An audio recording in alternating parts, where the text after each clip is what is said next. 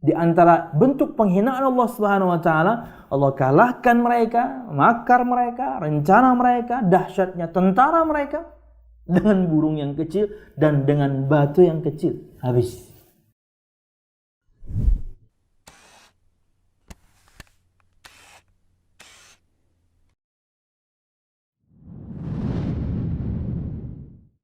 Assalamualaikum warahmatullahi wabarakatuh. Innal hamdalillah nahmaduhu wa nasta'inuhu wa nastaghfiruh wa na'udzu billahi min shururi anfusina wa min sayyiati a'malina.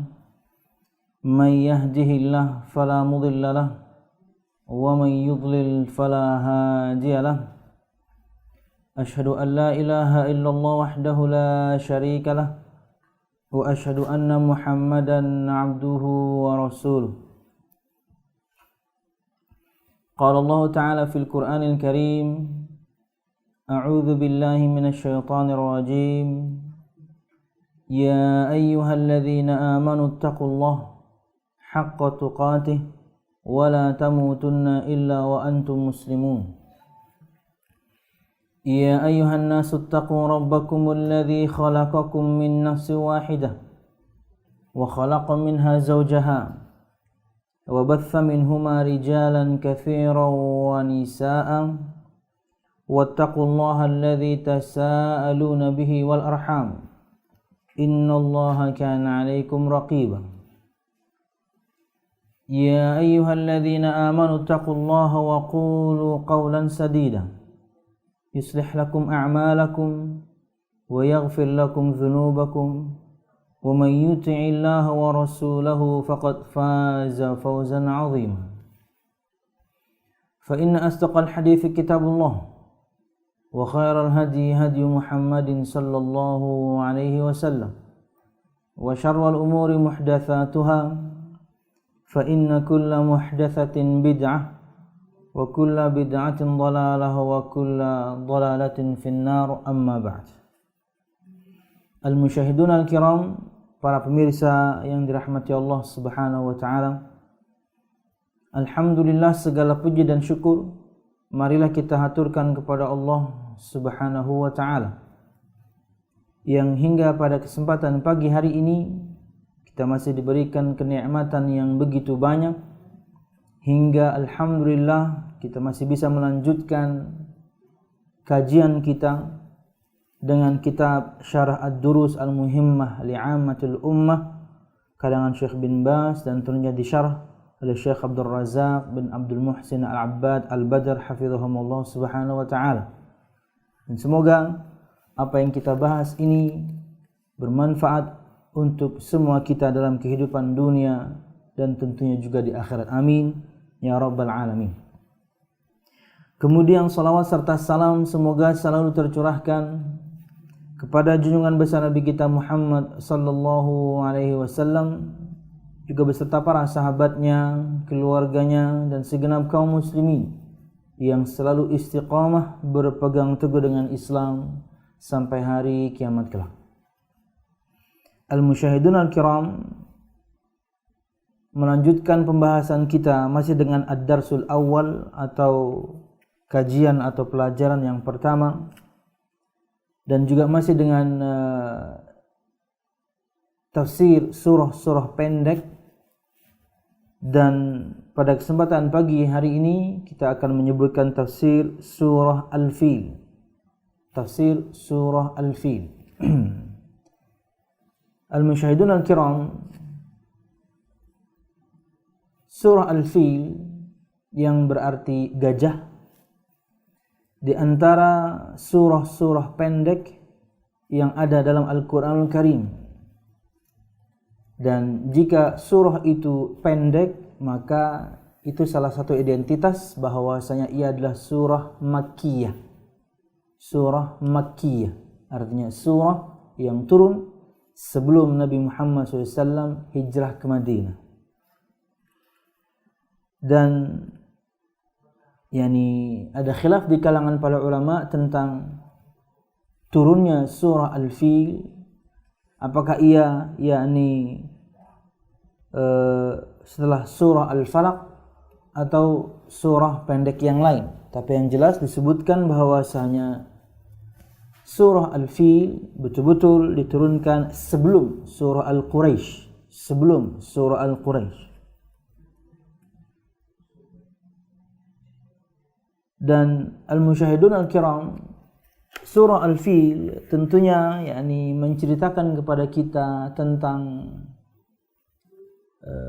makar atau rencana jahat seorang panglima yang bernama Abraha Al-Habashi. Dia dari Ethiopia, tapi kala itu tentunya dia tinggalnya adalah di Yaman.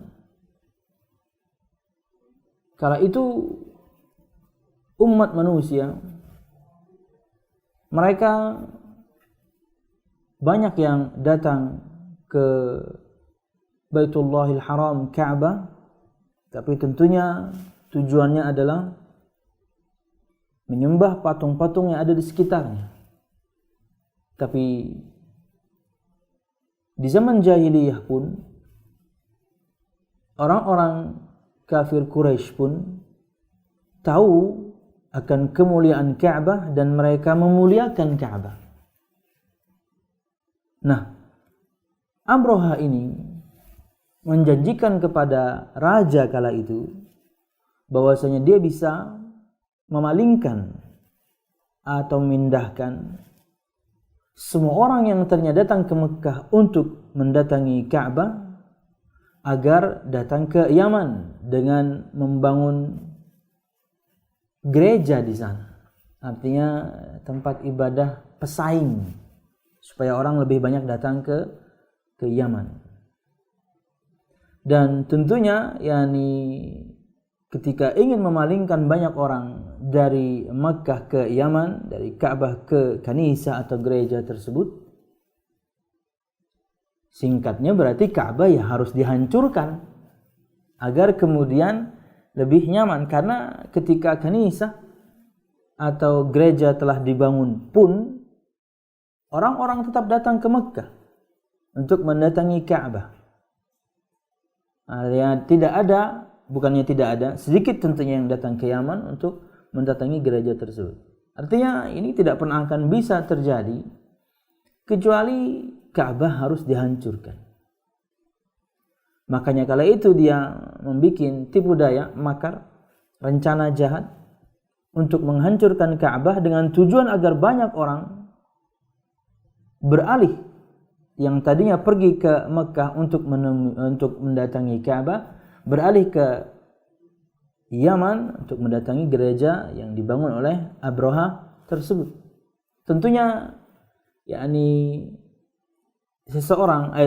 satu tempat kalau misalnya dikunjungi banyak orang, mau tidak mau ekonomi tempat tersebut mesti naik. Kan banyak yang datang dan mereka banyak kebutuhan di luar tentunya tujuan ibadah kala itu. Tentunya ibadah yang syirik tentunya. Ini mesti mereka mungkin butuh makan, minum, pakaian, tempat tinggal, penginapan dan lain sebagainya. Mesti. Karena ketika banyak orang datang, hal-hal yang ini harus disiapkan dan mendatangkan uang yang banyak. Jadi ujung-ujungnya duit juga ya. Tapi yang jelas rencana itu dia buat, dan dia kala itu membawa tentara gajah yang di zaman itu khususnya untuk orang Arab ini belum pernah terjadi. Bahwasanya ada satu pasukan, tapi pasukan gajah. Binatang terbesar yang ada kala itu bahkan mungkin zaman sekarang, yaitu gajah. Susah untuk ditumbangkan, susah untuk dikalahkan.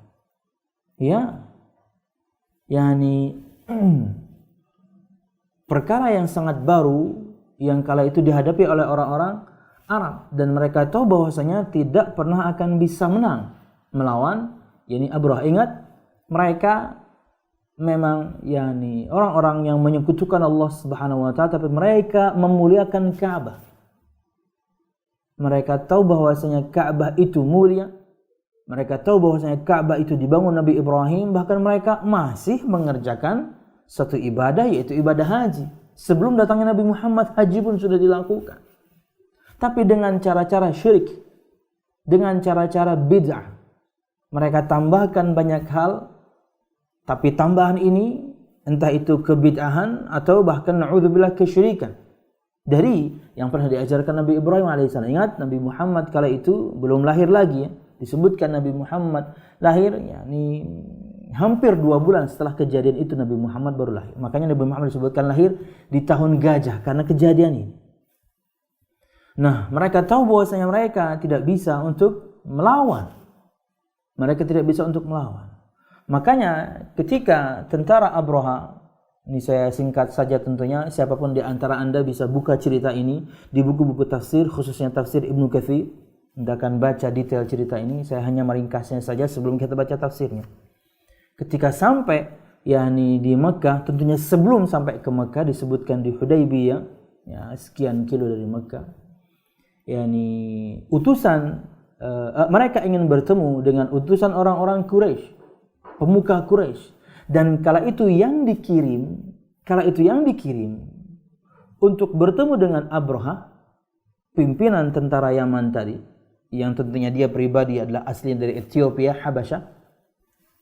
Itu adalah Abdul Muthalib. Siapa? Kakek Nabi kita Muhammad sallallahu alaihi wasallam. Jadi memang disebutkan kakek Nabi Muhammad sallallahu alaihi wasallam di banyak tafsir, yakni dia bagian dari pemuka Quraisy. Dia bahkan secara physically yakni dia laki-laki yang gagah, dia laki-laki yang disebutkan tegap, dia laki-laki yang tampan. Banyak sifat disebutkan tentang kakek Nabi Muhammad SAW. Artinya dia yang paling cocok untuk mewakili Quraisy untuk bertemu dengan Abraha. Nego apa sebenarnya yang diinginkan oleh Abraha? Oke, jadi singkat cerita, kala itu Abraha dia yakni hendak menyerang Ka'bah, tapi bukan penduduknya. Itulah yang dia ingin lakukan. Artinya kasarnya ketika nego terjadi, saya ini pengen ngancurin Ka'bah doang. Kamu dan semua rakyatmu, katakanlah rakyatmu, keluar aja dari Mekah. Saya pengen serang dan saya pengen hancurin Ka'bah aja, ini tujuan saya. Kemudian mengetahui tujuannya seperti itu, yakni Abdul Muthalib disebutkan kan kala tentara Abraha datang dan baru sampai Hudaybiyah disebutkan sekian kilo dari Mekah, itu mereka sudah merampas banyak harta orang-orang Quraisy. Di antaranya yakni harta yang paling berharga kala itu adalah gembalaannya. Dan di antara yang mereka ambil adalah begitu banyak onta. Nah, kala itu Abdul Muthalib, kakek Nabi kita Muhammad SAW, dia hanya meminta haknya. Kalian ingin serang, serang aja. Lawan kami juga nggak bisa lawan. Tapi kembalikan hak saya. Disebutkan kala itu dalam sebuah riwayat hampir 200 unta milik Abdul Muthalib. Kasarnya saya ini kan nego, cuman pengen ngasih tahu doang bahwasanya kami ini ingin serang Ka'bah. Kamu dan semua rakyatmu keluar aja dari Mekah. Kok kamu malah ngurusin onta? Iya, kata dia. Onta itu harta saya. Saya yang berkewajiban untuk menjaganya. Kalian kenapa rampas-rampas? Apakah kamu tidak peduli dengan Ka'bah? Oh, bukannya saya tidak peduli, kata Abdul Muthalib. Ka'bah itu ada yang menjaganya. Lafaz ini yang tertanam di benak Abraha. Saya hanya ingin ambil hak saya, itu onta saya. Soal situ pengen nyerang Ka'bah, silahkan. Tapi ingat, Ka'bah itu ada yang menjaganya. Artinya bukan cuma mereka. Mereka tahu Allah Subhanahu wa Ta'ala yang menjaga Ka'bah. Serang aja, tapi jaga itu ingat, ada yang menjaganya. Kalian harus hati-hati. Oke, selesai. Dikembalikan ontanya. Tentara gajah itu layaknya binatang-binatang yang lain juga, mesti ada satu pimpinan yang mereka ikuti. Pimpinan gajahnya. Nah, pimpinan gajah ini setiap kali ingin atau disuruh untuk kemudian turun ke lembah, turun ke Mekah untuk menyerang Ka'bah, itu nggak mau jalan. Tapi begitu dipalingkan ke kanan, jalan dia. Dipalingkan ke kiri, jalan dia. Apalagi dipalingkan balik, oh ya pulang dia. Tapi disuruh turun nggak mau. Duduk dia. Akhirnya semua gajah yang lain pun melakukan hal yang sama. Al-Musyahidun al-Kiram, singkat cerita bagaimana caranya kala itu Allah yang bisa. Kemudian dia memimpin tentaranya dan turun ke lembah dan terjadilah apa yang terjadi yang kita akan baca ini. Mereka ingin berbuat makar, mereka ingin berusaha menghancurkan Ka'bah, tapi Allah Subhanahu wa taala serang mereka dan hinakan mereka. Kata tayran dalam Al-Qur'an yang kita akan bahas nanti, tentunya umumnya tidak disebutkan jenis burungnya. Tapi banyak tafsiran tentang tayran atau burung di sini. Oke, dia umum. Burungnya tidak ditentukan jenis burung apa, tapi mereka bersepakat bahwasanya burungnya kecil. Bahwasanya para ahli tafsir rata-rata menafsirkan burungnya itu kecil. Jenis burungnya mereka tidak terangkan. Tapi mereka banyak menafsirkan burungnya kecil. Dan ketika burung itu kecil berarti cuman bisa membawa batu kecil. Masing-masing di tangannya ada dua, masing-masing burung ada dua, dia megang batunya yang disebutkan dari neraka, salah satu penafsiran. Juga disebutkan dari tanah yang sudah kering dan mengeras layaknya batu. Tapi ketika menimpa, tapi ketika kena kepada tujuannya, dia akan hancur. Kecil. Allah hinakan tentara tersebut dengan diserang oleh burung kecil dengan batu kecil. Tentunya di antara kenapa kemudian semua ini bisa diceritakan, orang-orang Quraisy semuanya menyaksikan kejadian ini karena mereka naik ke atas. Plus juga tentunya disebutkan bahwasanya tidak semua tentara Abraha mati. Akhirnya mereka juga kemudian juga bisa bercerita kejadian yang dahsyat ini. Ingat, surah Al-Fil itu satu-satunya surah yang menceritakan satu cerita yang tidak ada di surah yang lain. Saya ulang, surah Al-Fil satu-satunya surah dalam Al-Quran yang menceritakan satu cerita yang tidak diulang atau tidak terulang di surah-surah yang lain. Cerita Nabi Nuh di beberapa surah, cerita Nabi Musa di beberapa surah, cerita Nabi yang lain misalnya Nabi yang ditelan ikan siapa?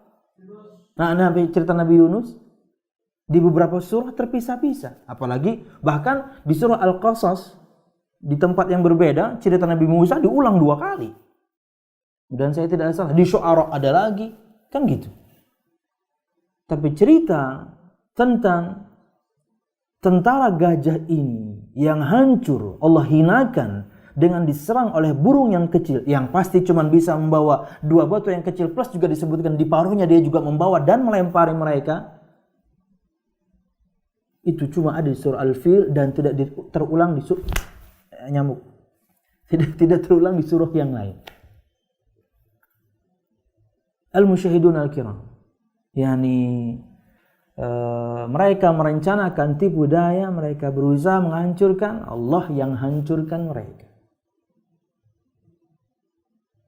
Itulah sekilas tentang cerita tentara Abraha dan tentara gajahnya Allah hancur dan luluh lantakkan. Faedah terbesar tentunya yang bisa kita ambil adalah bahwasanya ketika seseorang berusaha kemudian untuk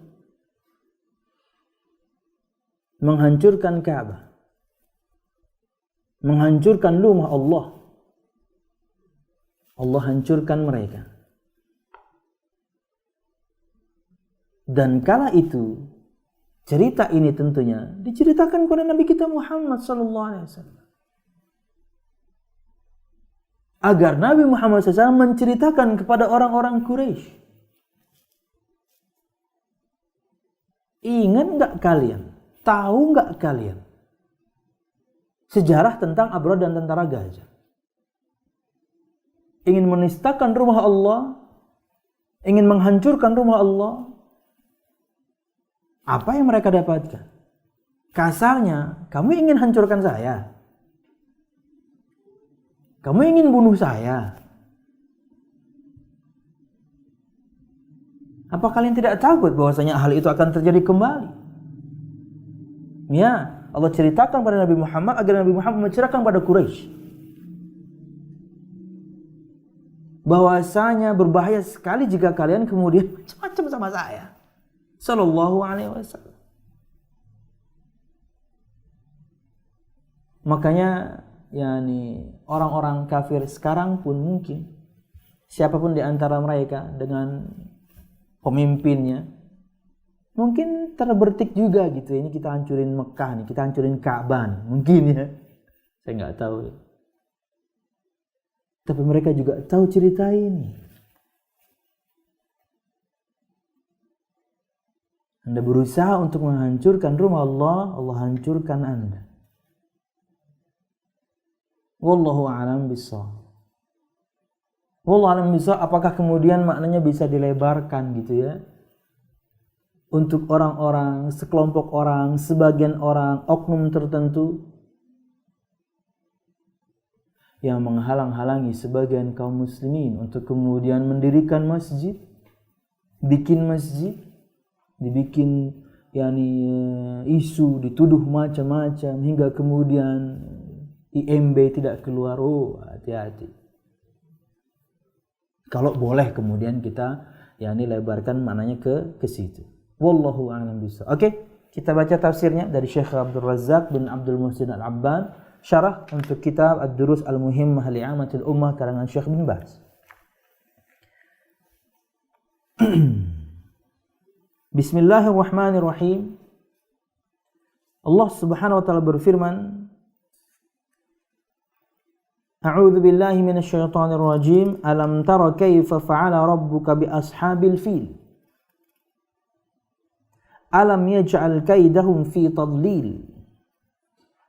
Wa arsala 'alaihim tayran ababil tarmihim bihijaratin min sijjil faj'alahum ka'asfin ma'kul. Yang artinya adalah Allah Subhanahu wa taala berfirman,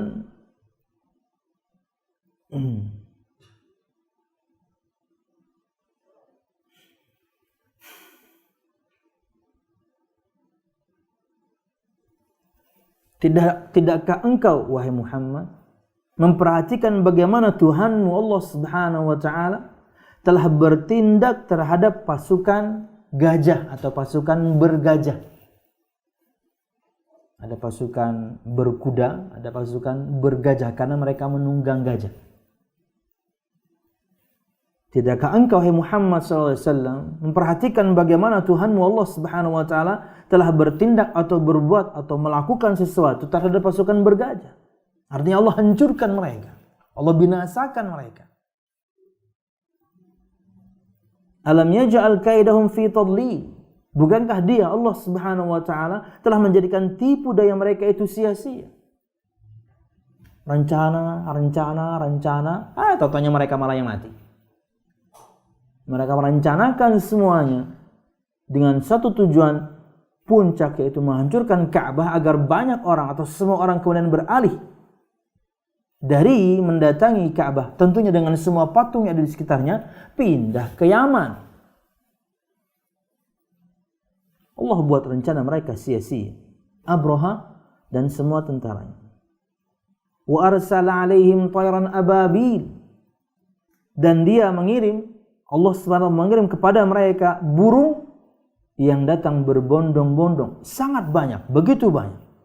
Ini yang tadi saya sebutkan. Kata-kata tayran di sini nakirah, umum sekali. Artinya tidak disebutkan jenis burungnya. Akan tapi banyak para ulama tafsir menyebutkan bahwasanya burungnya kecil. Apa tujuannya?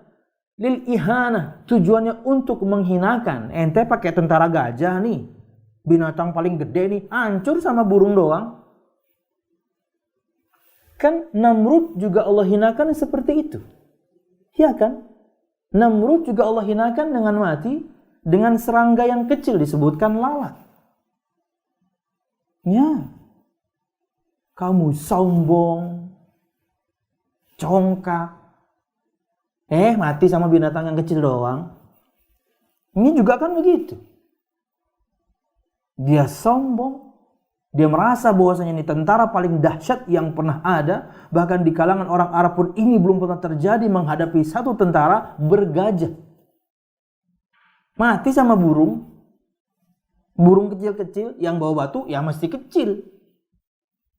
Nggak mungkin kemudian burung-burung kecil bawa batu yang besar-besar. Nggak mesti. Yang namanya burung kecil, cengkramannya kecil, batunya berarti yang bisa dipegang kecil. Plus juga paruhnya kecil juga disebutkan mereka bawa 3 masing-masing. Dan ya lepaskan dari atas.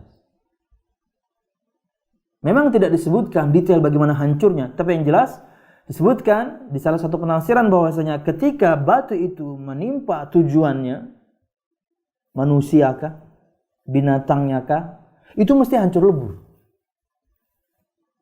Hancur. Dari batu yang sangat kecil. Karena disebutkan di antara penafsiran adalah dia batu dari neraka. Wallahu a'lam bishawab. Dan dia mengirimkan kepada mereka burung-burung atau burung umum datang berbondong-bondong, sangat banyak. Tentara yang sangat banyak dan bergajah atau menunggangi gajah, dahsyat sekali. Di antara bentuk penghinaan Allah Subhanahu wa taala, Allah kalahkan mereka, makar mereka, rencana mereka, dahsyatnya tentara mereka dengan burung yang kecil dan dengan batu yang kecil. Habis. Tarmihim bihijaratin min sijil. Yang melempari mereka dengan batu dari tanah liat yang dibakar. Yang melempari mereka, ini burung-burung tersebut, melempari mereka dengan batu dari sijil, tanah liat yang dibakar. Tanah liat kering dibakar. Salah satu penafsirannya, ia adalah dari neraka Allah Subhanahu wa ta'ala. Bagaimana tidak hancur lebur? Wallahu a'lam bishawab. Faja'alahum ka'asfin ma'kul, sehingga mereka dijadikannya seperti daun-daun yang dimakan ulat.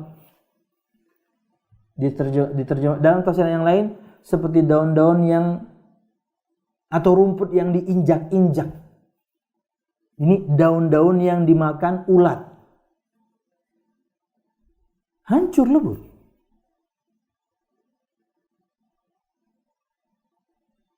Berserakan. Berkeping-keping kalau bisa kita terjemahkan. Karena di antara bentuk penafsirannya seperti makanan binatang yang kemudian atau seperti rumput yang diinjak-injak oleh binatang, rata habis. Kuasa Allah Subhanahu wa ta'ala. Ketika seorang berusaha untuk berbuat makar atau tipu daya kepada rumah Allah Subhanahu wa ta'ala, Allah membuat tipu daya mereka sia-sia dan Allah balik. Allah hinakan mereka, Allah hancurkan mereka dengan binatang yang kecil. Layaknya orang-orang yang sombong sebelumnya yang mati juga Allah hinakan dengan binatang yang kecil. Wallahu alam bishawab. Berikut penafsiran Syekh Abdul Razzaq bin Abdul Muhsin Al-Abbad hafizahumullah subhanahu wa ta'ala.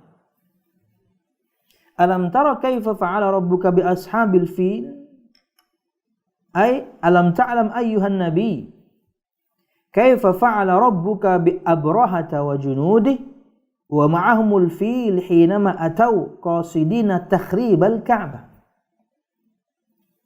Allah Subhanahu wa taala berfirman, kata Allah Subhanahu wa taala, tidakkah engkau hai Muhammad memperhatikan bagaimana Tuhanmu Allah Subhanahu wa taala telah bertindak terhadap, telah berbuat terhadap pasukan bergajah.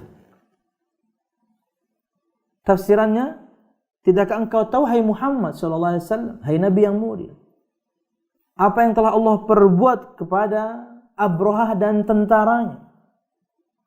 Abrahah dan tentaranya dan bersama mereka gajah. Ingat, fil di sini yakni gajah, bukan berarti kemudian jumlahnya sedikit, yaitu cuma satu gajah, tidak. Disebutkan jenis binatang, gajahnya banyak. Hinama atau qasidina takhribal Makkah, ketika mereka datang, kedatangan mereka ke Makkah bermaksud untuk menghancurkan Ka'bah. Tahu enggak kamu hai Muhammad SAW, apa yang telah Allah perbuat kepada mereka?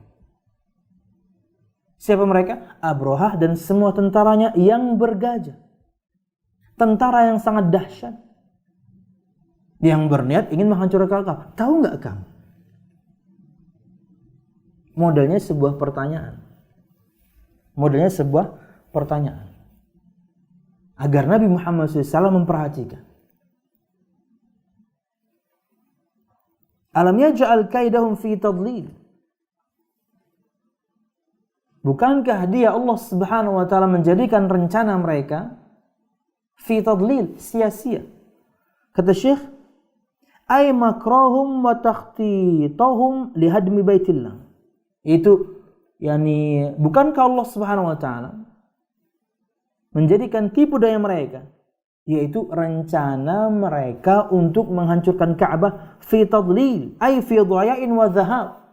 Sia-sia, enggak ada guna. Sudah merencanakan dengan detail, sia-sia, enggak ada guna. Wa aqibatin wa khaymatin lahum, bahkan berakibat buruk kepada mereka, menghancurkan mereka. Merencanakan dengan detail, ingin menghancurkan Ka'bah dengan tujuan agar banyak orang kemudian berhenti datang ke Mekah dan Ka'bahnya, datang ke Yaman dan gerejanya. Rencana demi rencana, Allah bikin sia-sia, tidak ada gunanya, bahkan berakibat buruk pada mereka, kan mereka hancur.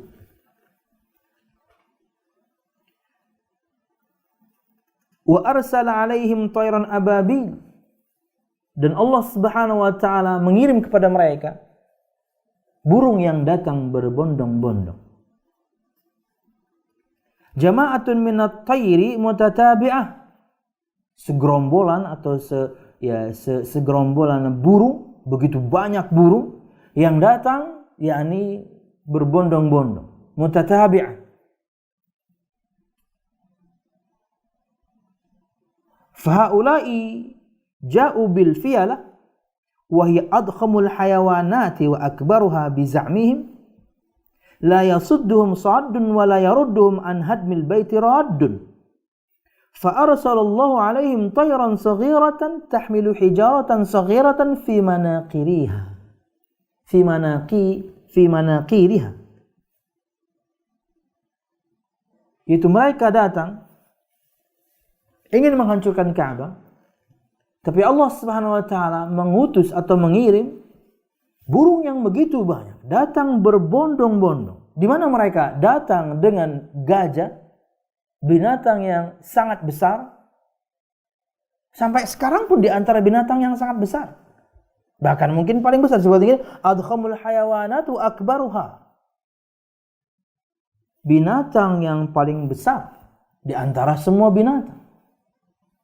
Mereka meyakini bahwasanya tidak akan ada yang bisa menghalangi kami. Mereka meyakini tidak ada seorang pun yang bisa menghalangi kami dari tujuan kami, yaitu menghancurkan Baitullah atau Ka'bah. Kenapa? Oh, binatangnya gede banget, siapa yang bisa halangi?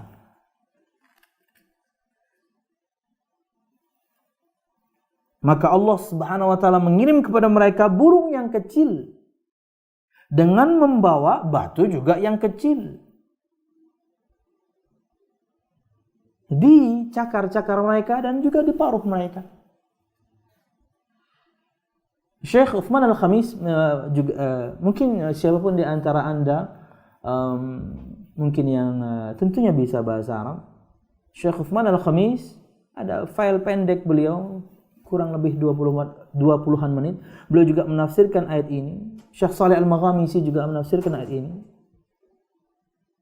Mereka menyebutkan keterangan para ulama bahwasanya maksud dari diutusnya burung yang kecil, yang tentunya pasti hanya bisa bawa batu yang kecil, ini untuk menghinakan. Kuasa Allah Subhanahu wa taala untuk menghinakan orang yang sombong, orang yang congkak dengan sesuatu yang kecil. Ente enggak ada apa-apanya. Sama yang kecil aja ente kalah. Sombong gitu ya, congkak gitu ya. Wah, kami tentara begitu banyak, semuanya menunggang gajah misalnya. Tentara yang sangat dahsyat. Yang mereka meyakini tidak mungkin bisa dihalangi oleh siapapun. Nah, hancurlah Ka'bah kali ini. Allah hancurkan mereka hanya dengan diutusnya kepada mereka burung-burung yang kecil membawa batu yang kecil yang melempar mereka, dan ketika ditimpa, artinya batu-batu ini mengenai tujuannya, hancur lebur. Kalau bisa kita katakan jadi abu.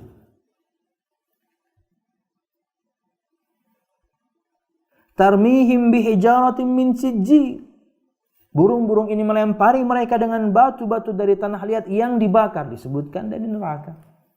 Kata Syekh, hijaratun minat tinil mahmiyit salb minal makanil ali fama yaqwa hajarun minha ala wahidin min haula illa halaka syarra halakah. Batu dari tanah liat yang dipanaskan, yang kemudian sangat keras, dilemparkan dari tempat yang tinggi, akan dari burung. Maka tidaklah batu ini menimpa kepada salah seorang di antara mereka kecuali akan menghancurkannya sehancur-hancurnya. Syarra halkah. Dengan batu yang kecil. Makanya tadi saya terjemahkan biar mudah memahaminya. Jadi abu. Habis. Faja'alahum ka'asfim ma'kul. Sehingga Allah Subhanahu wa taala menjadikan mereka seperti daun-daun yang dimakan ulat. Dalam tafsiran yang lain, seperti rerumputan yang diinjak-injak. Faj'alahum ay hadha jumu' allati ja'at li hadmi baitillah. Maka Allah menjadikan mereka, yaitu mereka yang datang dengan tentara dan mereka menunggang gajah dengan tujuan untuk menghancurkan Baitullah Ka'bah, ka'asfim ma'kul, seperti daun-daun yang dimakan ulat. Ay az-zar'u alladhi hajamat 'alaihi al-mashiyatu aw akrathu wa wata'athu bi aqdamiha. Tumbuh-tumbuhan yang hancur atau dimakan oleh binatang yang menghancurkan dan memakan. Wa wata'athu bi aqdamiha, dan menginjak-injaknya dengan kaki mereka. Kayak gitu tuh. Hancurnya mereka. Kayak rumput yang terinjak-injak, kayak rumput yang dimakan oleh binatang, kayak dedaunan yang dimakan oleh ulat. Wa hadhi min ayatillahi subhanahu wa ta'ala wa 'azimi qudratihi subhanahu wa ta'ala. Wa annal 'abda mahma balagha makruhu wa kaiduhu wa tarabbusuhu yaj'alu Allah subhanahu wa ta'ala an lahul 'aqibah al-wakhimah wal khusrana fid dunya wal akhirah. Dan ini di antara tanda-tanda kebesaran Allah Subhanahu wa taala, ini di antara tanda-tanda keagungan Allah Subhanahu wa taala dan kemampuan Allah Subhanahu wa taala. Dan bahwasanya bagaimanapun seorang hamba merencanakan satu rencana buruk, tipu daya, dan mereka sudah tentunya disebutkan di sini tarabus ya, penantian yang lama, rencana yang matang dengan semua, ya pokoknya kita bisa hancurin nih. Kan kita bawa tentara bergajah atau kita bawa gajah. Siapa yang bisa halangi kita? Hancurlah mereka semuanya, apalagi cuma Ka'bah doang. Tentara aja kalau ngadapin kita, habis ini. Rencana demi rencana. Tak taunya Allah Subhanahu wa taala Maha mampu untuk membalikkan keadaan.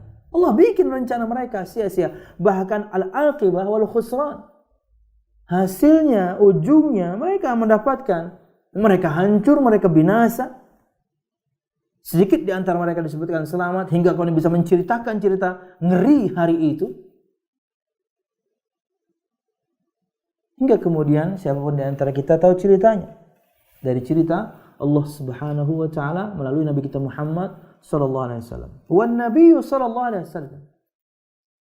Dan Nabi Muhammad SAW wulida fi hadzal 'am 'am al-fil. Dan Nabi kita Muhammad SAW dilahirkan di bulan di tahun ini. Disebutkan dengan istilah tahun gajah karena kejadian itu kemudian dinamakan itu tahun gajah. Tapi tentunya bulan Hijriyah seperti yang kita tahu sebelum datangnya Nabi Muhammad sudah ada. Ada banyak khilaf di kalangan para ulama tentunya. Mereka menyebutkan terjadinya ini di bulan Muharram.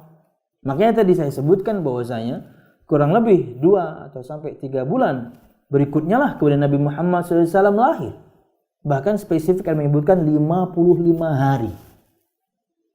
Setelah kejadian itu Nabi Muhammad SAW terlahir. Alladhi waqa'at fi hadhil hadithah al-'azimah. Nabi Muhammad SAW lahir di tahun itu, di tahun gajah itu, di mana terjadi kejadian yang sangat besar kala itu. Di tahun itulah Nabi Muhammad lahir. Fakanat min jumlatil irhasat lima ba'athihi. Maka ini adalah salah satu bentuk irhasat untuk diutusnya beliau SAW. Irhasat, bedakan 3 istilah ya, yang sebenarnya tujuannya atau maknanya kurang lebih sama. Ayat artinya tanda-tanda. Mu'jizat artinya mukjizat, perkara yang luar biasa yang terjadi pada seorang hamba.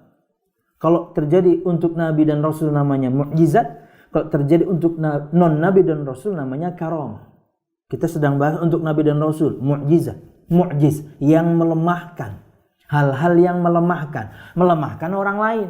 Hal-hal yang melemahkan orang-orang yang menantang. Karena kala itu mereka menghadirkan perkara-perkara yang luar biasa. Contoh Nabi kita Muhammad SAW membelah bulan. Ketika ditantang, kalau kamu betul Nabi, kalau kamu betul Rasul, coba belah bulan. Mu'jizat dari kata mu'jiz, melemahkan. Artinya membungkam orang kala itu dengan perkara yang luar biasa yang mereka tidak bisa hadirkan. Ayat, tanda-tanda. 2, mukjizat. Yang ketiga, irhasat. Irhasat mirip dengan mukjizat, perkara yang luar biasa. Cuman kejadiannya ini sebelum Nabi Muhammad jadi nabi. Ingat, al-musyahidun al-kiram, di zaman Nabi Muhammad SAW dan para sahabatnya, kata-kata mukjizat tidak dikenal. Di zaman Nabi Muhammad SAW dan para sahabatnya, kata-kata mukjizat itu tidak dikenal. Yang ada adalah ayat, tanda-tanda kenabian. Tanda-tanda yang menunjukkan bahwa ini mesti nabi yang begini. Yang bisa menghadirkan hal yang luar biasa seperti ini mesti nabi. Yang dikenal kala itu adalah kata ayat, tanda-tanda kenabian. Apa itu? Ya perkara-perkara yang luar biasa yang terjadi kepada seorang yang di luar ini kemampuan seorang manusia. Ini mesti Tuhan yang ngasih. Nah, ini menunjukkan dia betul-betul nabi, menunjukkan dia betul-betul rasul. Belakangan kemudian baru ada istilah mukjizat. Istilah irhasan ini khusus untuk mukjizat Nabi Muhammad SAW setelah beliau lahir, sebelum beliau diutus jadi Nabi dan Rasul. Istilahnya irhasat. Karena Nabi Muhammad SAW memiliki beberapa irhasat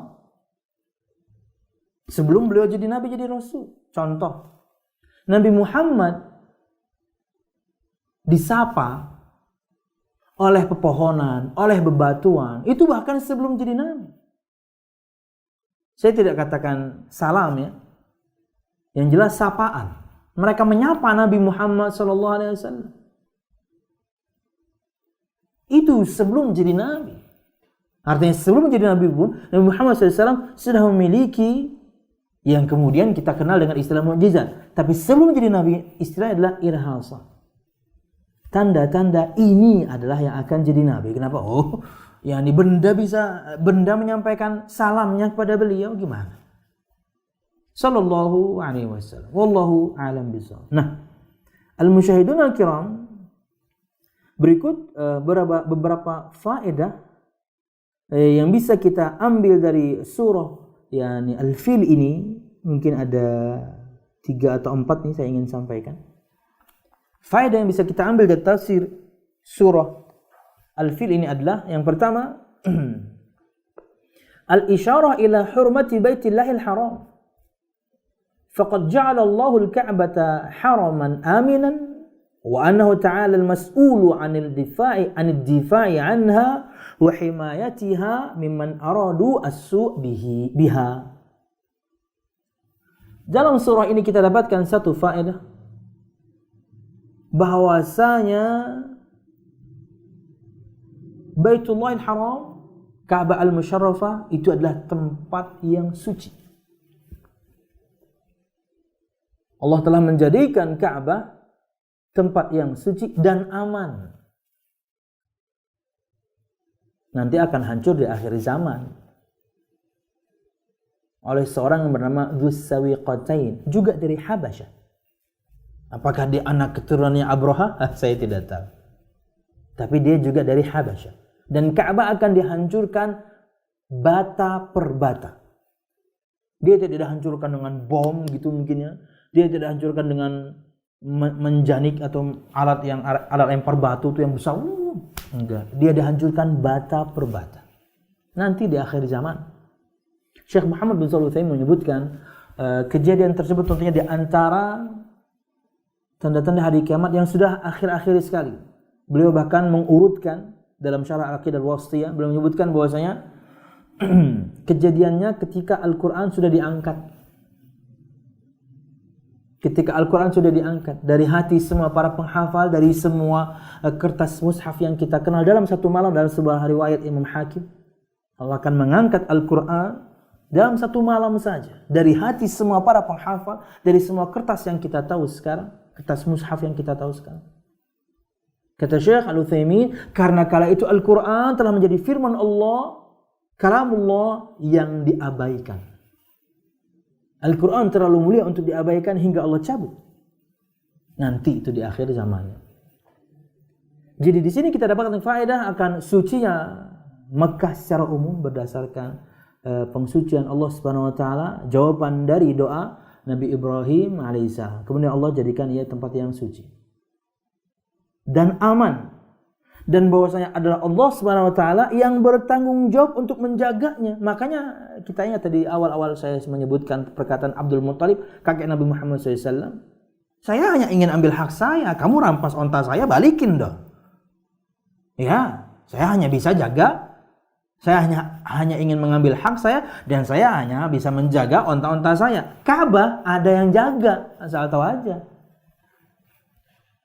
Disebutkan memang kala itu Abraha cukup tersentak, Abraha cukup berpikir dalam, kenapa itu sebuah ancaman. Ka'bah serang aja, tapi ingat dia ada yang jaga. Karena Allah lah yang menjaganya. Orang-orang kafir Quraisy dengan kekafiran mereka, dengan kesyirikan mereka, semua mereka tahu Ka'bah itu mulia. Semua mereka tahu Ka'bah itu ada yang jaga. Dan bahwasanya Allah Subhanahu wa taala adalah yang bertanggung jawab untuk menjaganya, wadifa'u anha, dan kemudian membelanya dari banyak orang yang ingin berbuat buruk kepada Ka'bah. Makanya sampai sekarang pun siapapun yang pengen berbuat buruk kepada Ka'bah, apapun niatnya, ingin menghancurkannya kah, ingin apakah, silahkan. Anda akan binasa. Anda akan binasa. Wallahu a'lam bishawab. 2. Tahdzirun wa wa'dun minallahi bi'inzalil 'adzabil alim bikulli man yuhawilul i'tida'a 'ala baitihil haram. Faedah yang kedua, ada peringatan keras, ada ancaman bahkan dari Allah Subhanahu wa taala dengan menurunkan azab yang sangat pedih, dengan menurunkan azab yang sangat menghinakan kepada siapa? Kepada siapapun orang yang berusaha untuk mencoreng kemuliaan Baitullahil Haram Ka'bah. Siapapun orang yang berusaha, berniat, ingin berbuat buruk kepada Ka'bah Al-Musyarrafah, ada ancaman yang mengerikan dari Allah untuk Anda. Coba aja udah. Al-Musyahidun Al-Kiram, Anda mungkin bisa bertanya kepada orang-orang di sekitar Anda yang pernah haji atau umroh, atau bahkan mungkin Anda pernah merasakan. Anda berbuat sesuatu yang tidak pantas saja di Mekah, khususnya di Mekah, juga di Madinah, wabil khusus di Masjid Nabawi dan juga di Masjidil Haram, mesti ada hal yang buruk yang akan menimpa Anda. Ya, saya pribadi pernah merasakan. Itu kita kaum muslimin melakukan sesuatu yang tidak layak saja, kita akan ditimpa sesuatu yang tidak baik. Apalagi Anda berusaha untuk kemudian na'udzubillah menghancurkan Ka'bah, Anda binasa. Itulah ancaman dari Allah Subhanahu wa taala yang bisa kita ambil faedah ini dari cerita yakni surah Al-Fil. Kama udziba ashabul fil li'tidaihim alaihi wa hadmihim al-Ka'bah. Ini terjadi. Bagaimana azab ini terjadi kepada tentara bergajah di mana mereka berusaha untuk menghancurkan Ka'bah. Allah binasakan mereka dan Allah hinakan mereka. Bagaimana Allah membinasakan mereka? Allah menghinakan tentara gajah dahsyat luar biasa dihancurkan dengan burung-burung kecil, dengan batu yang kecil. Allah ejek. Wallahu a'lam bishawab. Idh inna Allah ta'ala qadirun ala qahri kulli mu'tadin ala hurmatih. Karena memang Allah SWT hanya yang mampu kemudian untuk memberikan balasan, memberikan azab, memaksa mereka untuk menerima azab tersebut ketika mereka berusaha untuk mencoreng kehormatan Allah Subhanahu wa taala. Itu di antaranya adalah rumah-rumah Allah Subhanahu wa taala. Jadi bahaya ya kalau Anda bisa lebarkan maknanya. Hati-hati dengan mungkin menghalang-halangi orang untuk membangun masjid. Oke. Masjid terbangun, Anda menghalang-halangi orang untuk ngaji di masjid. Lebih parah lagi, orang sudah ngaji, Anda keluarin. Wah, ya, dicocok-cocokin aja. Kalau boleh kita lebarkan seperti itu maknanya. Orang pengen bangun masjid, pengen nyembah Allah, rumah Allah, tempat yang paling Allah cintai di muka bumi, masjid. Anda halang-halangi. Terbangun masjid, Anda halang-halangi orang untuk ke situ nuntut ilmu. Dua. Orang sudah datang nuntut ilmu, Anda keluarkan mereka atau kajian Anda bubarkan. Aduh, Anda Anda tidak takut dengan ancaman Allah Subhanahu wa taala. Wallahu a'lam bishawab. 3. Al-isyaratu ila Rasulil Karim wal mu'minina ma'ahu bis-sabat ala ad-da'wati indama khatabahu mubasharatan fil ayah al-ula dzalika anna man dafa an baitillahil haram didda kaidil kaidin sayudafi'u hatman 'ala ar-rasuli wal mu'minin indama qala ta'ala alam naj'al kaidun fi tadlil. Ada isyarat pada surah ini kepada Rasul sallallahu alaihi wasallam dan juga orang-orang yang beriman kepada Rasul dengan keimanan yang mantap agar mereka berdakwah dan jangan pernah takut kemudian dengan semua makar orang, semua tipu daya orang, semua rencana jahat atau buruk orang kepada dakwah Anda. Karena Allah akan menolong Anda. Allah akan membela Anda dari musuh-musuh dakwah. Dari orang-orang yang berusaha untuk menghalangi dakwah. Dari orang-orang yang berusaha bahkan untuk kemudian menghancurkan dakwah. Bukan cuma menghalangi, tapi benar menghancurkan. Dakwah aja.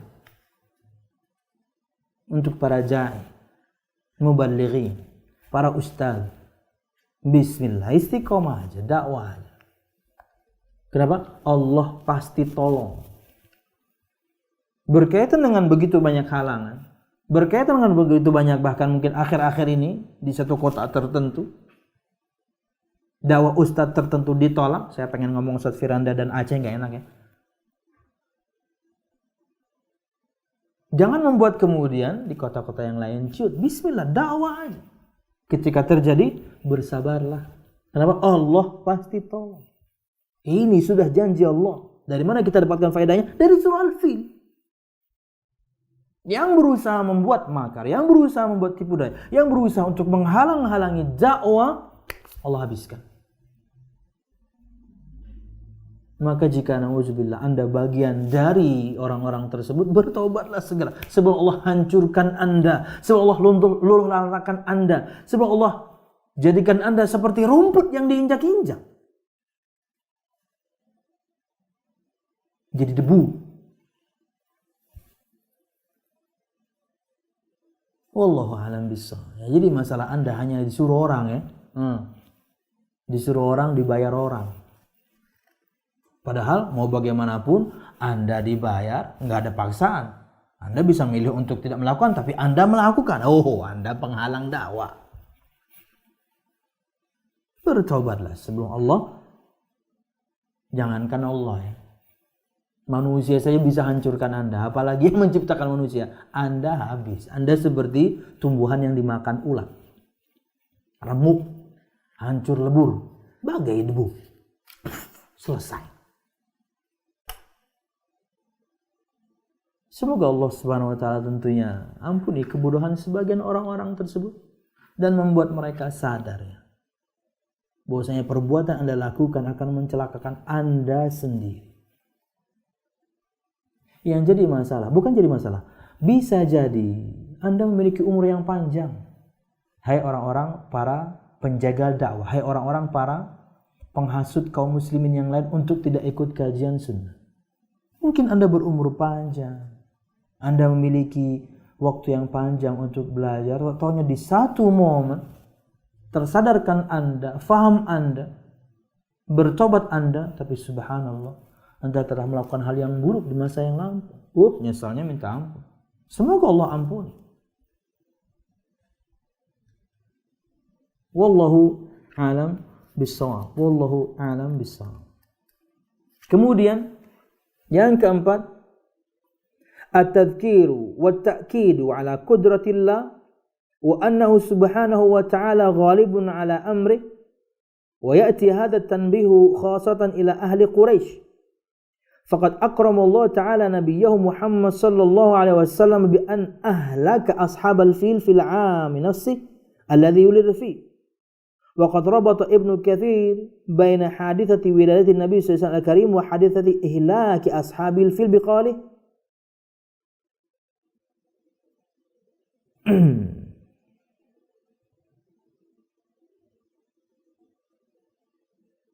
lam nansurukum ya ma'syar Quraisy 'alal habasyah li khiratikum 'alaihim walakin siyanatun lil bait. Lam nansurukum ya ma'syar Quraisy 'alal habasyah li khiratikum 'alaihim atau li khairatikum 'alaihim walakin siyanah lil baitil atiq alladhi sanusharrifuhu wa nu'adzibuhu wa nuwaqqiruhu bi bi'tsatin nabiyil ummi Muhammad sallallahu alaihi wasallam khatimul anbiya. Faedah yang keempat, mungkin ini yang terakhir. Ada peringatan, ada penguatan iman di sini akan kekuatan atau kemampuan Allah Subhanahu wa taala, bahwasanya Allah mengalahkan segalanya.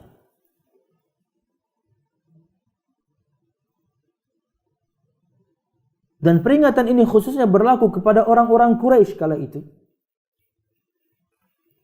Allah Subhanahu wa taala muliakan Nabi kita Muhammad SAW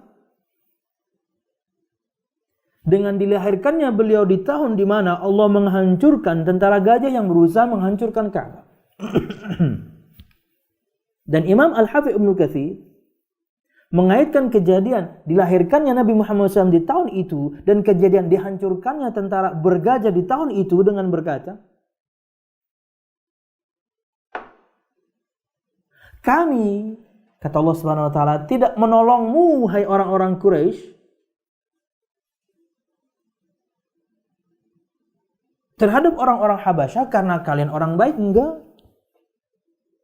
Kami tidak menolongmu hai orang-orang Quraisy, yaitu selamat dari serangan orang-orang Ethiopia Habasyah, tentunya di bawah pimpinan Abraha dan kala itu di bawah Raja Habasyah Najasyi. Bukan karena kalian baik kami selamatkan kalian, enggak. Kami hanya menjaga Ka'bah doang. Kalian selamat, kalian aman bukan karena kemudian kalian baik, enggak. Tapi karena kami menjaga Ka'bah al-Musyarrafah yang kami nanti akan memuliakannya, mengagungkannya dengan diutusnya Nabi Muhammad SAW penutup para nabi. Ya, kami jaga ini, kami simpan ini karena kami akan utus seorang nabi, bukan karena kalian baik, enggak. Inilah Allah Subhanahu wa taala. Wallahu a'lam bishawab. Saya tambahkan satu lagi yang terakhir ya, yang tadi enggak jadi ya. Yadhharu jaliyan fi ayati surah ghadabullahi ala man hawala hadmal Ka'bah.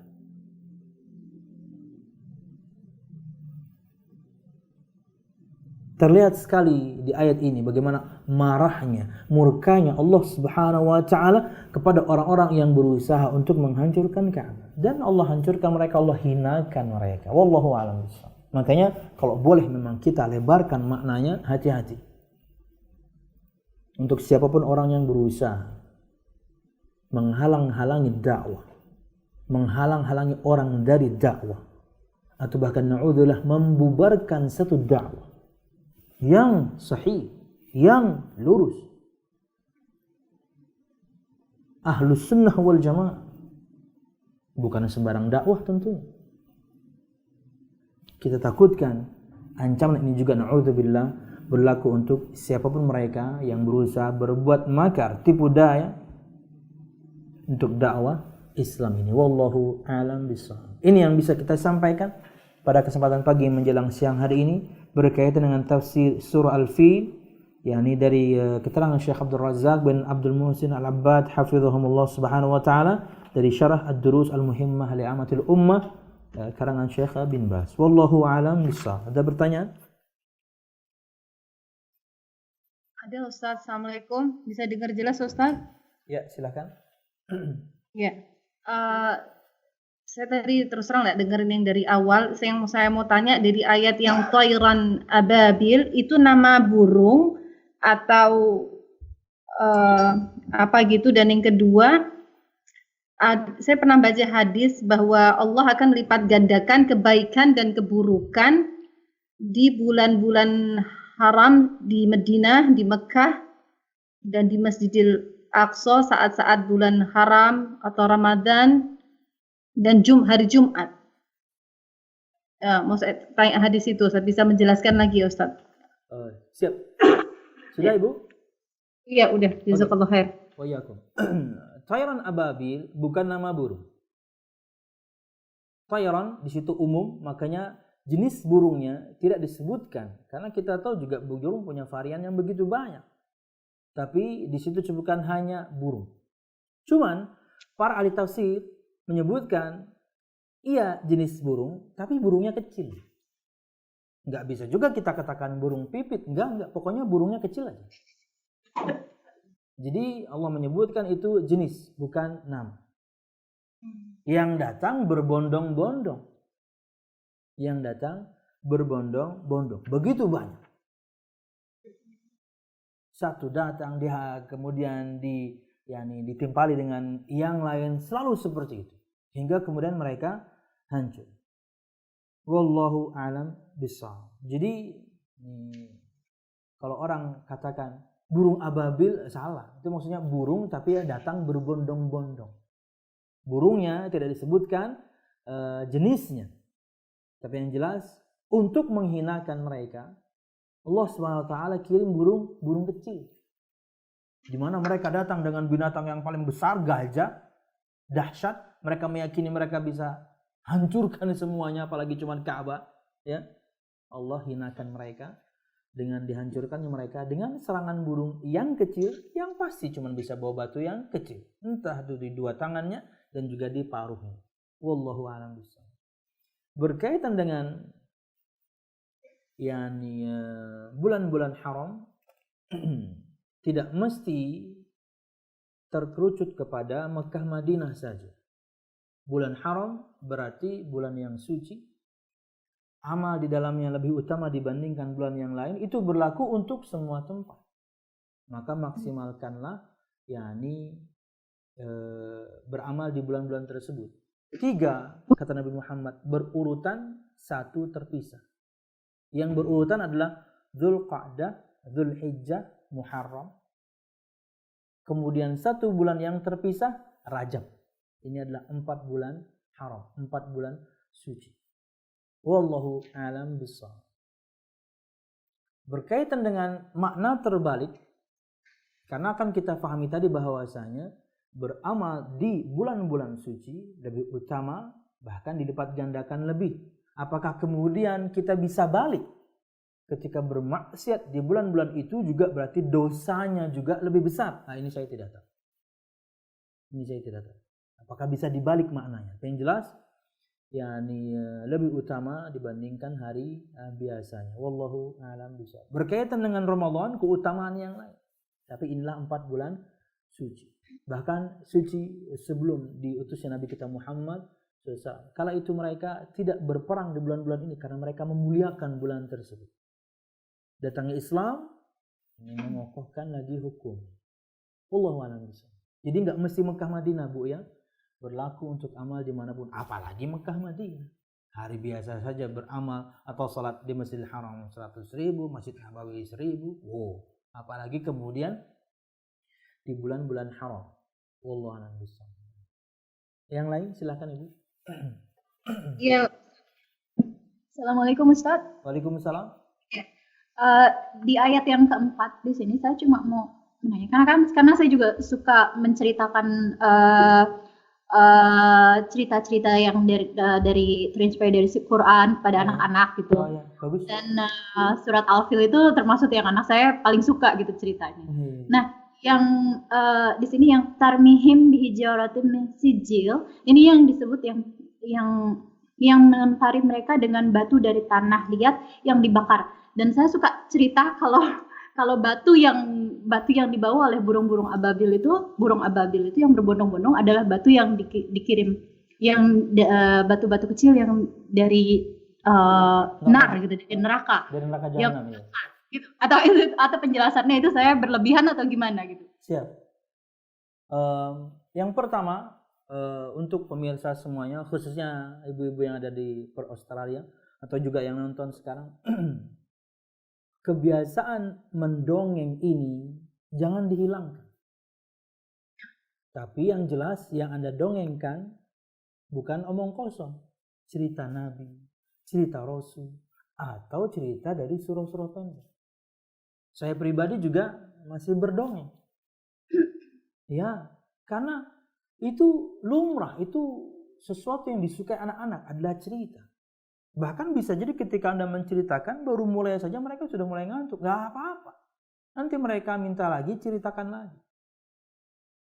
Ini saran saja untuk semua musyahidun al-kiram, para pemirsa. Ada buku cerita kisah-kisah dalam Al-Quran, kalau tidak salah judulnya kisah-kisah dalam Al-Quran. Dan itu rata-rata diriwayatkan oleh Imam Al-Bukhari. Termasuk di antara tentang ayat-ayat seperti ini juga. Saya lupa pustakanya, tapi saya punya soalnya di rumah. Itu cerita-cerita pendek yang bisa Anda jadikan dongeng sebelum tidur.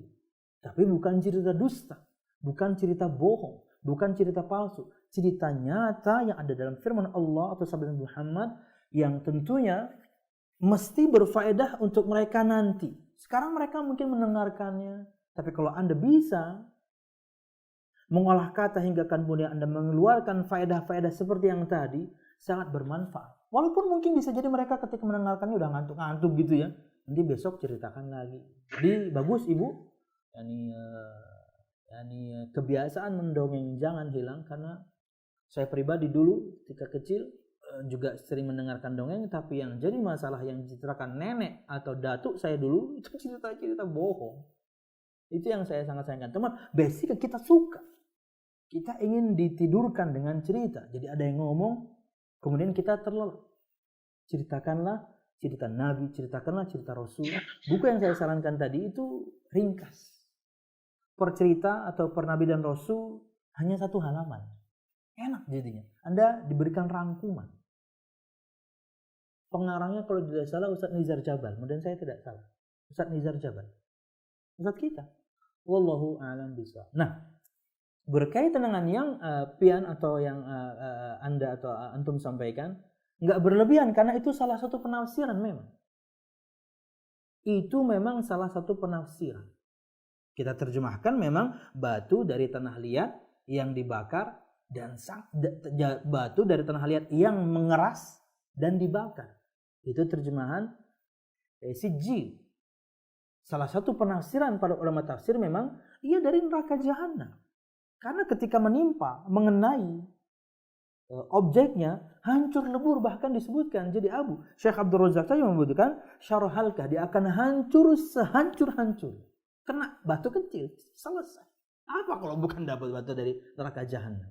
Jadi itu salah satu penafsiran dan Anda tidak berlebihan. Jadi salah satu penafsiran. Boleh, no problem. Gak ada masalah. Yang lain?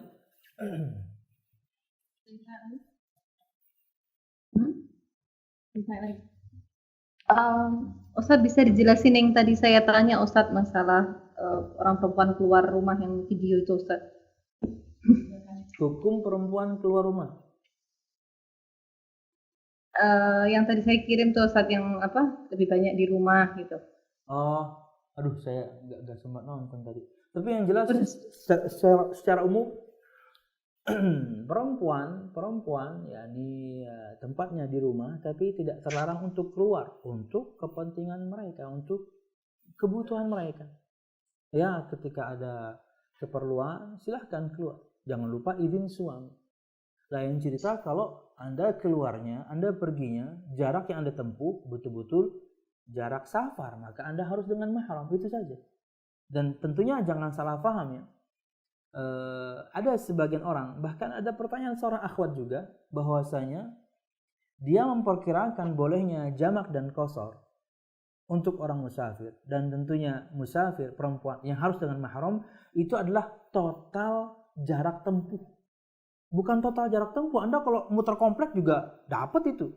Muter gitu ya. Sampai Anda 80 mil bisa jamak, bisa qasar. Kan gitu ya. Kan enggak. Bukan total jarak tempuh.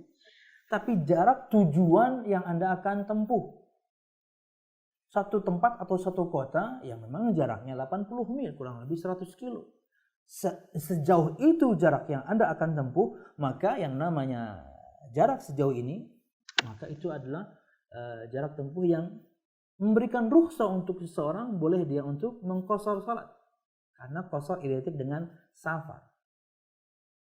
Anda perlu untuk menjamak, silahkan jamak sekalian.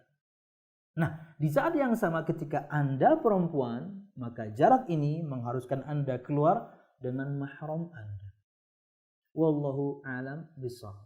Suami, abah, kakek, paman, anak laki-laki yang sudah balik, ya, saudara laki-laki dengan mahram. Dan ingat, ketika Nabi Muhammad SAW melarang seorang wanita untuk safar kecuali dengan mahram, mesti banyak keburukan yang menanti di baliknya. Wallahu a'lam bishawab. Tentunya ini perkara yang panjang, tapi kita sudah pernah bahas terpisah di apa judulnya Ustaz waktu itu Ustaz? Kita pernah bikin video pendek. Saya ngobrol dengan Al Irsyad tentang ngopi santai ya, tentang safar. Silahkan mungkin ditonton karena banyak permasalahan saya sebutkan di situ supaya orang tidak salah paham. Apa judulnya? Oh, Temani Aku Safar. Silahkan di searching di Rifkon TV. Temani Aku Safar. Ya, supaya tidak salah paham ya. Iya, supaya tidak salah paham. Karena ya ini ada perkara-perkara yang khusus atau ada kasus yang khusus di mana perempuan dia harus safar dan tidak ada mahram. Silahkan ditonton ulang. Wallahu a'lam bishawab. Tapi di luar itu ya tempat Anda di rumah ya. Bukan berarti nggak boleh keluar. Silahkan keluar untuk kebutuhan Anda. Yang lain silahkan Ibu. Terakhir mungkin ya. Pertanyaan terakhir Ibu. Assalamualaikum Ustaz. Waalaikumsalam. Mau nanya Ustaz, ini beda sama kajiannya. Masalah uban Ustaz. Oh iya. Speaker sini kok. Masalah uban. Silakan Ibu. Saya mau tanya masalah uban Ustaz. Kan sabda Rasulullah katanya kalau uban itu nggak boleh dicabut karena yang itu bercahaya. Tapi di satu sisi saya dengar Ustadz juga, Ustadz lain bilang kalau orang pemarah itu langsung keluar ubannya, itu menandakan kalau banyak uban itu dia karakternya orang itu maksudnya pemarah atau nggak bagus gitu. Terus ini gimana itu Ustadz? Padahal di the end of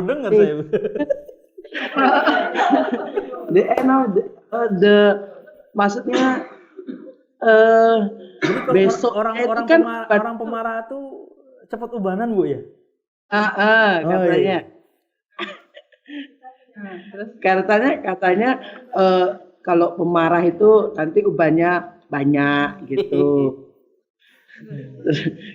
Terus gimana Ustadz itu? Pemarah sama cerewet sama nggak Bu? Beda kali, beda. Bu, ya. Tapi istri saya banyak ubannya tuh Bu. Tapi dia nggak pemarah, cuma cerewet. Sorry sayang.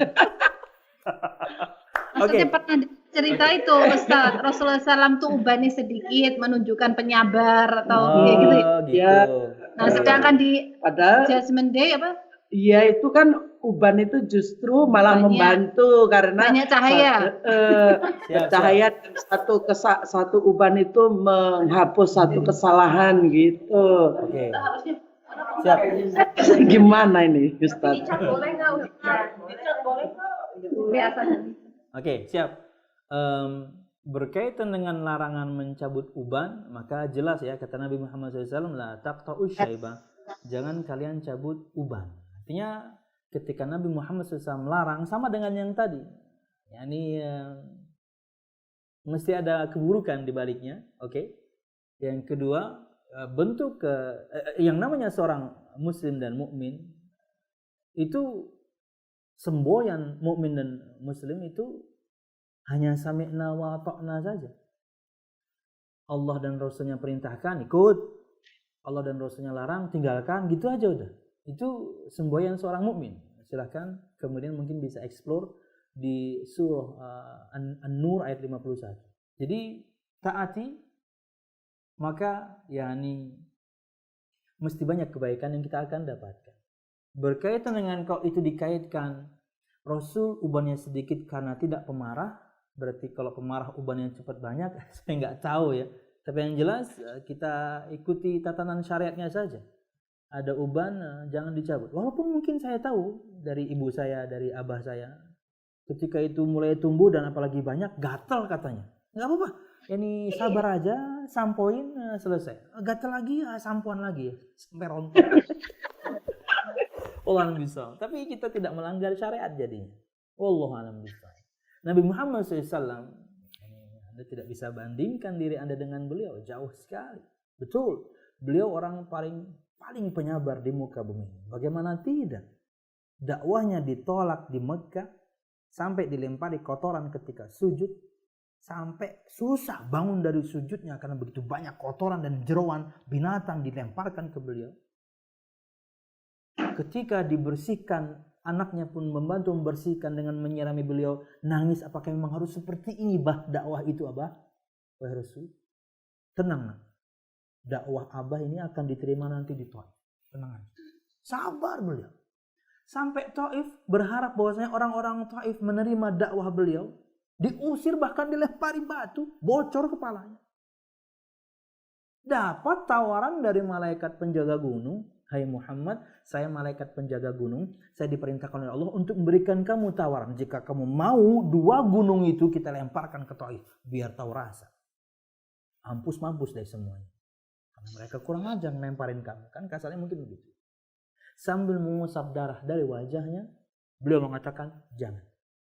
Semoga anak cucu mereka ada yang menyembah Allah, beriman kepada Allah Subhanahu wa ta'ala. Sabar luar biasa. Anas bin Malik, pembantu di rumah Nabi Muhammad SAW di 10 tahun terakhir beliau.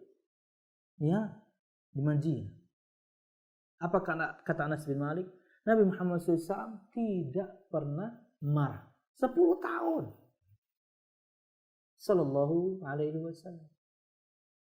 Wallahu a'lam bishawab. Nabi yang mulia, Nabi yang sangat luar biasa, panutan semua kita. Tapi apakah itu yang menyebabkan kemudian beliau ubannya sedikit? Saya tidak tahu. Saya juga tidak mau kemudian pakai ilmu cocokologi dicocok-cocokin ya. Ini kalau orang banyak nih, saya nggak tahu. Wallahu a'lam bishawab. Itu yang jelas qad yashibul fata wa laysa ajiban, disebutkan dalam syair bahasa Arab, qad yashibul fata wa laysa ajiban. Ada bahkan orang yang muda udah ubanan, tapi ini bukan perkara bukan perkara yang aneh, ada kok. Ini uban bisa karena sebab tertentu. Wallahu a'lam bishawab. Apakah ia dari marah? Saya enggak tahu. Tapi yang jelas kita punya larangan untuk mencabutnya. Ikuti perintah Allah dan Rasulnya, tinggalkan larangan Allah dan Rasulnya, maka itulah muslim yang sejati. Itu unsur agama Islam, itu taat kepada Allah dan Rasulnya. Wallahu a'lam bishawab. Kalau misalnya terbukti dari sebuah riset gitu ya, bisa lah mungkin, tapi saya nggak tahu. Apakah itu hasil riset?